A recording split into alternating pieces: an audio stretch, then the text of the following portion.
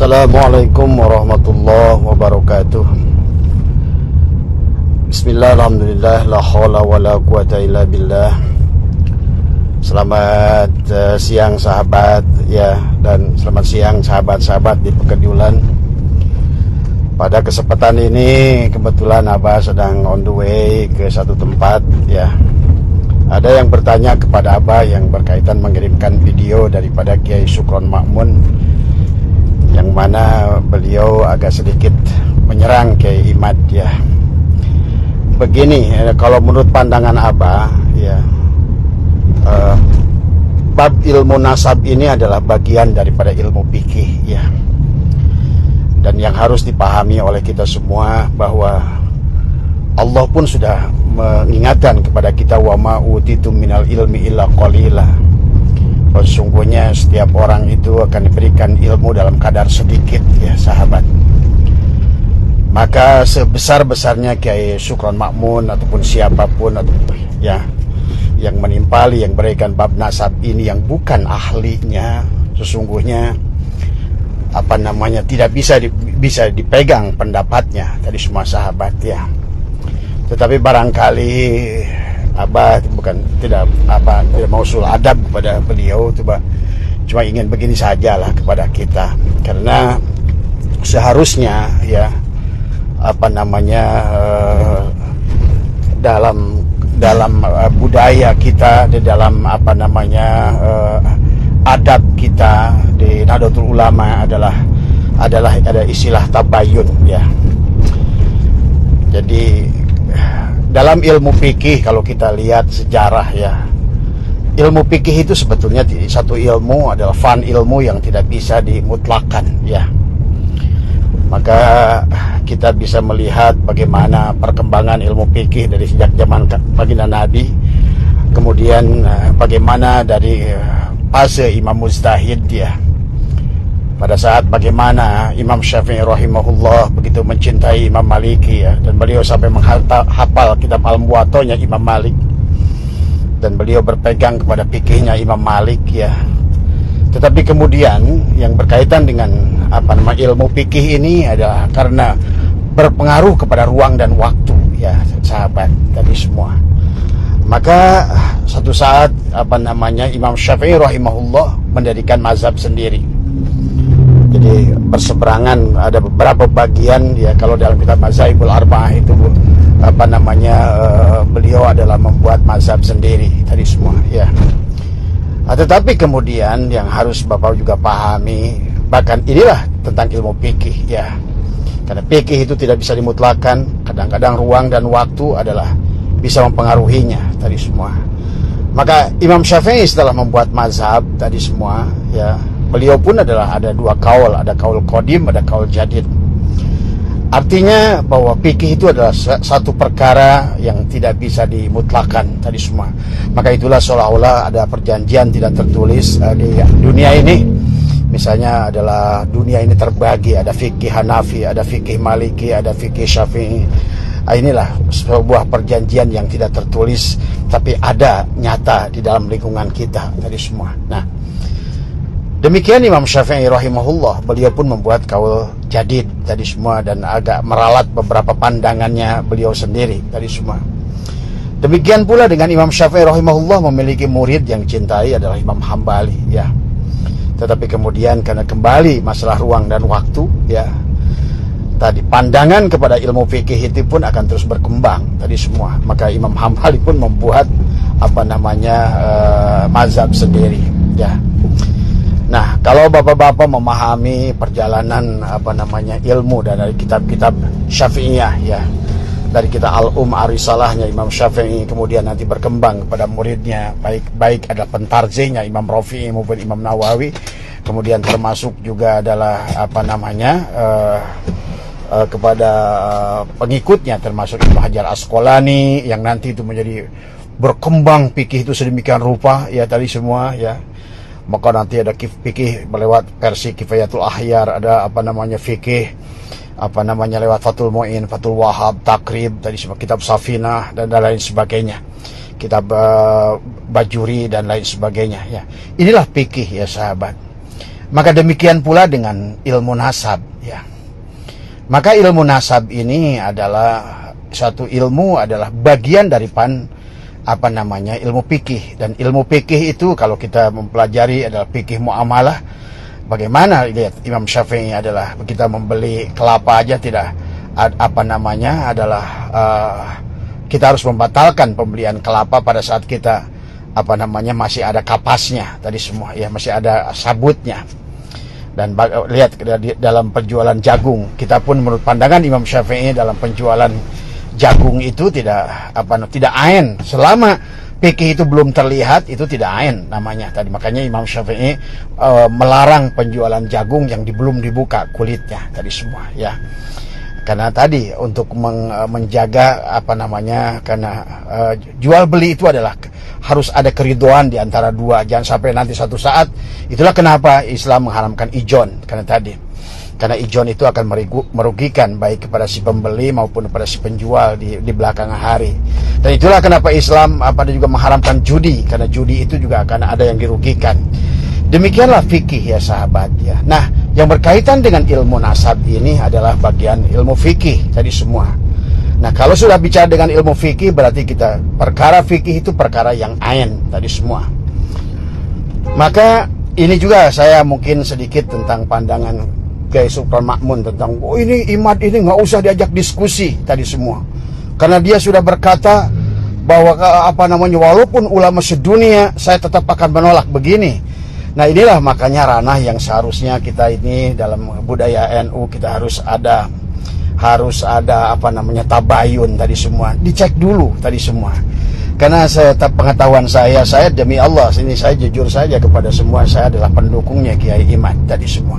Karena saya melihat dari aspek keilmuan, dan urusan nasab ini adalah urusan fikih, dan fikih itu adalah perkara yang bisa dibuktikan. Fikih itu sesuatu yang bisa dibantah satu saat nanti. Nah, bagi mereka-mereka yang ada dalam ilmu pengetahuan, ya, barangkali mungkin sebagai satu contoh gitu kan tadi semua, ya. Katakanlah secara suhroh wa istifadoh bahwa sesuatu yang serbuk putih itu adalah gula tadi semua, ya. Karena dia baunya seperti gula, bentuknya seperti gula, dan lain sebagainya. Bisa saja orang menganggap kepada sesuatu itu yang kita anggap sebagai gula adalah secara suhroh istifadoh sudah masyhur ini sebagai gula. Tetapi kemudian satu saat nanti berkembang teknologi. Sekarang ada etil maltol namanya, mirip seperti gula, baunya seperti gula, tapi ternyata dia adalah bukan gula tadi semua, ya. Nah, yang dimaksud Kiai Imad pada saat ini adalah bab fikih. Perkara fikih itu perkara yang ain. Sekarang ini adalah di mana dunia adalah pada abadnya genetika sekarang ini, di mana dunia sel, kromosom adalah sedang berkembang. Allah lah yang membuka itu, bukan Kiai Imad, dan bukan dunia, bukan siapapun dia pengamat. Jadi sesungguhnya yang mencetuskan adalah DNA itulah dari Allah sendiri tadi semua. Maka siapapun yang berkaitan dengan DNA ini pasti akan ada korbannya tadi semua. Karena DNA ini adalah perkara yang ain tadi semua, ya, yang sangat real dan nyata bisa dibuktikan. Itulah fikih. Maka tadi yang berkaitan dengan nasab, walaupun sudah suhroh wa istifadoh mungkin ratusan tahun sekalipun, tetapi karena teknologi saat itu adalah tidak mendukung tadi semua, maka fikih akan membuktikan suatu saat nanti. Maka bagi seseorang yang sudah menemukan, ya, bahwa ini ternyata bukan gula tapi etil maltol, walaupun disumpah mati sekalipun, kata saya etil maltol, ini adalah etil maltol. Sama seperti Anda untuk menentukan antara gula dan garam. Mungkin ada dua kelompok yang ribut, oh ini gula, ini garam, ini gula, ini garam tadi semua, ya. Ternyata setelah Anda ain membuktikan dengan merasakannya sendiri bahwa ini adalah gula, maka pada saat walaupun syuhroh wa istifadoh orang itu mengatakan ini garam, maka Anda akan berkata walaupun seluruh ilmuwan sedunia mengatakan ini garam, tetap ini adalah gula. Begitu maksudnya. Maaf ya Kang Ardi yang berkaitan dengan Kiai Sukron. Jadi tidak bijak Kiai Sukron langsung mendakwa Kiai Imad dengan perkataan Kiai Imad, walaupun seluruh ulama sedunia menolak, maka saya tetap akan berpegang pada pendapat saya. Ya sama aja seperti saya. Misalnya ada gula dan garam, sama bentuknya. Dan saya udah membuktikan duluan, ini adalah gula, gitu kan. Karena rasanya manis, dan saya udah membuktikan. Maka sejuta manusia sedunia mengatakan ini adalah garam, saya siap disetrum mati mengatakan ini adalah gula. Inilah fikih ya sahabat. Jadi fikih itu pada saat sesuatu itu sudah ain, sudah nyata, maka inilah bisa sesuatu yang sudah ratusan tahun. Lihatlah, maaf, seperti fikih tarawih ya tadi semua. Fikih tarawih yang belum lama ini tentang sholat witir, kan sudah puluhan tahun kita melaksanakan sholat witir. Itu adalah setelah 20 adalah 2 dan 1. Kemudian kan dibongkar oleh Gus Baha tadi semua. Witir itu adalah ganjil tadi semua ya, dan lain sebagainya. Intinya bahwa yang berkaitan dengan ilmu fikih adalah ilmu yang akan terus berkembang sahabat ya. Apalagi yang berkaitan dengan teknologi. Nasab itu berkaitan dengan teknologi karena menyangkut tentang gen dan DNA. Karena pada dasarnya bicara tentang nasab, bicara tentang nutfah. Nutfah itu unsur narun, hawaun, ma'un, turabun. Adalah betul-betul adalah merupakan unsur sama saja dengan unsur di alam. Ada apa namanya 140 unsur, ada nitrogen, ada kalium, ada kalsium, ada mangan, ada besi, ada kuprum, ada aurum, ada magnesium, ada aluminium, tadi semua. Itu ya. Nah, maaf ya, seperti sekarang. Dulu orang ribut, unsur terkecil itu adalah atom, tadi semua. Surah wa istifadoh. Sedunia mengatakan unsur terkecil adalah atom. Teknologi membuktikan satu saat kemudian ternyata atom itu bisa dibelah dengan elektron, proton, dan neutron tadi semua. Kemudian nanti orang suruh wa istifadoh bahwa sekarang unsur terkecil itu adalah elektron, proton, dan neutron. Tapi kemudian teknologi satu saat membuktikan ditemukan boson. Sekian puluh tahun orang berkata unsur terkecil adalah boson. Ternyata sekarang belum lama ditemukan kembali unsur terkecil itu adalah disebut quark. Tadi semua quark adalah sekarang unsur terkecil tadi semua. Maka kemudian ilmuwan berkata, setelah ini apa lagi?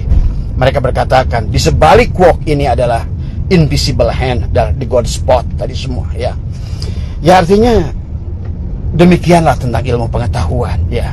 Dan nasab adalah kalau kita lihat di dalam Al-Quran, kalau kita lihat di dalam adalah ranah ilmu fikih yang bisa dijelaskan tadi semua ya.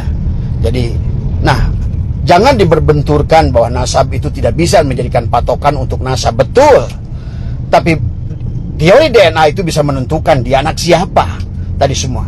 Nah, adapun nanti dikaitkannya dengan anak siapa berkaitan dengan nasab, nah tinggal dengan secara proses apa tadi semua ya.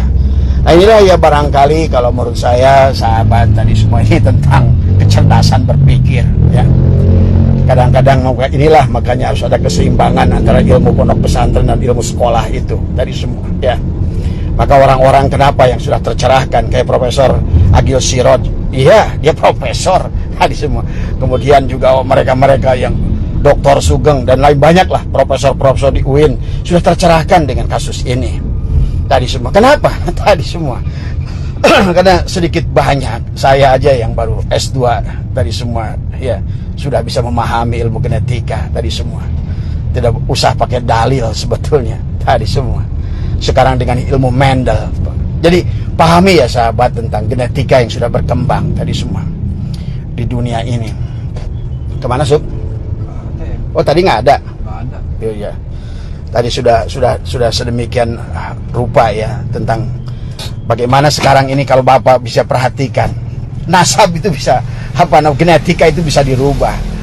Anda bisa menyaksikan sekarang ya. Nah ini saya kebetulan ahli kultur jaringan dari IPB kayak tadi semua ya. Saya memahami tadi semua.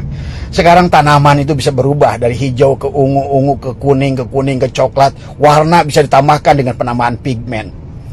Ikan pun bisa dirubah tadi semua. Dan semua itu adalah ranah makhluk yang bisa kita rubah tadi semua.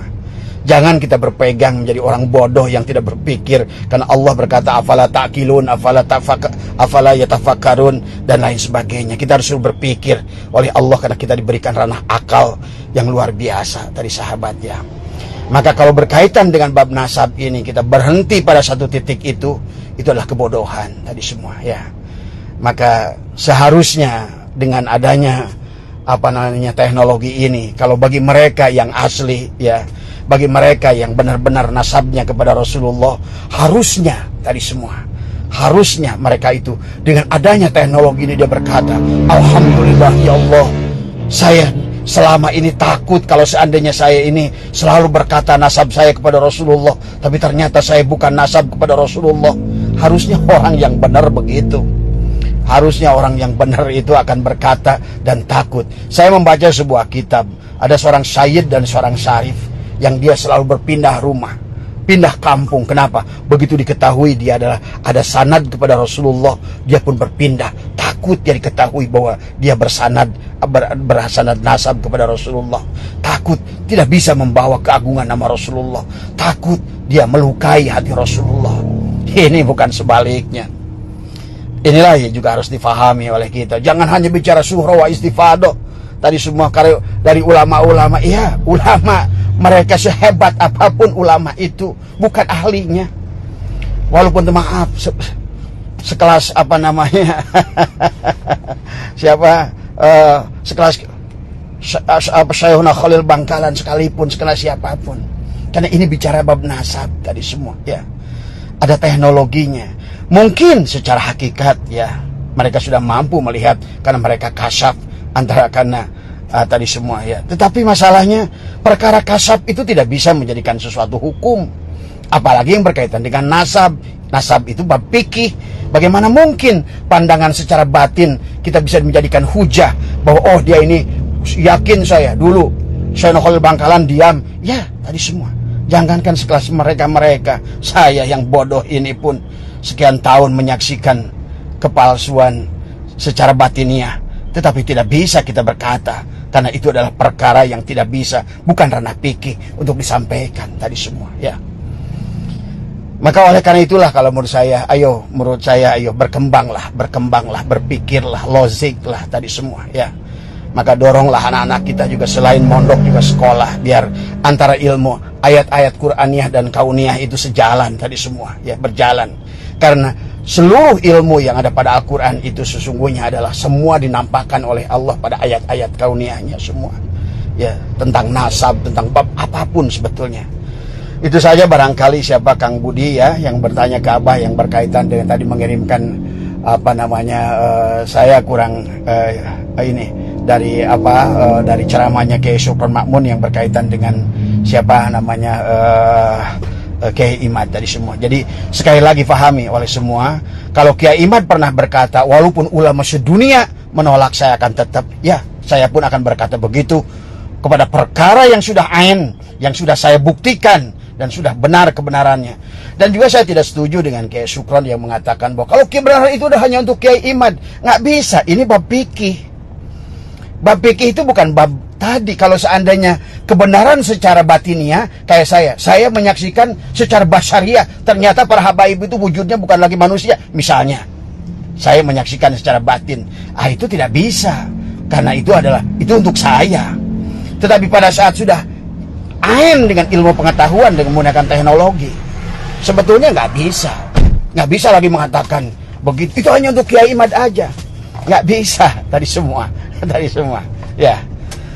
Maka itulah kenapa ya tadi semua lihat kita sebetulnya bisa mengambil kias di dalam bab ru'yatul hilal tadi semua ya. Pada saat dia tadi udah mampu tadi melihat tadi semua maka dia harus disumpah tadi semua. Kemudian karena dia sudah memiliki alat teknologi yang sudah dia buktikan dengan dari hitungan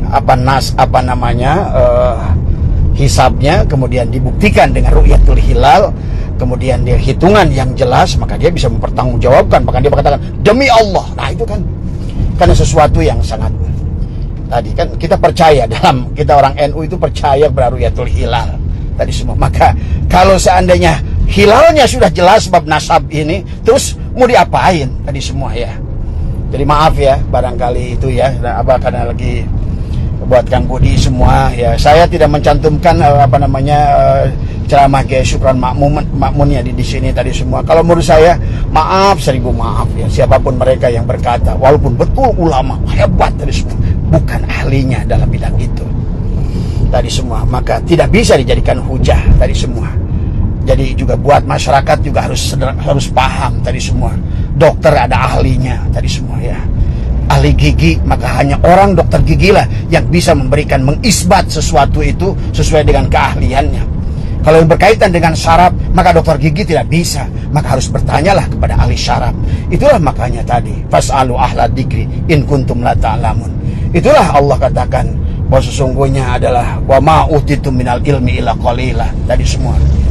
Sehebat-hebatnya orang di dalam ilmu, satu-satu ilmu, walaupun jago 12 pan, tetapi dalam ilmu nasab dia tidak memiliki, maka sesungguhnya sama bodohnya dengan orang lain tadi semua ya.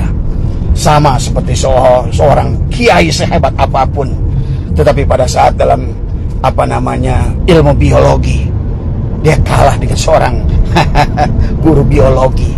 Inilah kita harus menyadari bahwa ilmu itu Allah sudah bagi-bagikan, dan ilmu itu adalah setiap orang punya kelebihan masing-masing. Maka jangan menjadikan satu pegangan kepada kita hujah dari orang yang dianggap besar, ilmu agamanya bagus, tapi bicara dalam perkara yang lain, misalnya ilmu biologi, ilmu olahraga, ya tentu tidak bisa dipegang pendapatnya tadi semua ya. Kalau menurut saya itu Kang Budi, nasihat saya, saran saya, pegang itu ya. Walaupun dia dari siapapun, termasuk Kiai Syukron Makmun sekalipun, walaupun dia orang tua sekalipun, maaf. Jadi peganglah kepada keahliannya dalam ilmu itu. Berkata tentang kesehatan, walaupun dia seorang ulama sekalipun, bicara tentang penyakit batin, dohir, maka dokterlah ahlinya. Semuanya adalah fas'alu ahla dzikri in kuntum la ta'lamun. Jadi jangan dijadikan patokan pandangan seorang ulama yang besar seperti itu yang berkaitan dengan bidang yang bukan ahlinya. Kalau menurut saya adalah karena bicara tentang nasab, bicara ilmu fikih, dan ilmu fikih akan berkaitan dengan genetika tadi semua. Dan inilah kenapa sekarang di akhir zaman Allah sedang kembangkan tentang ilmu genetika tadi semua ya.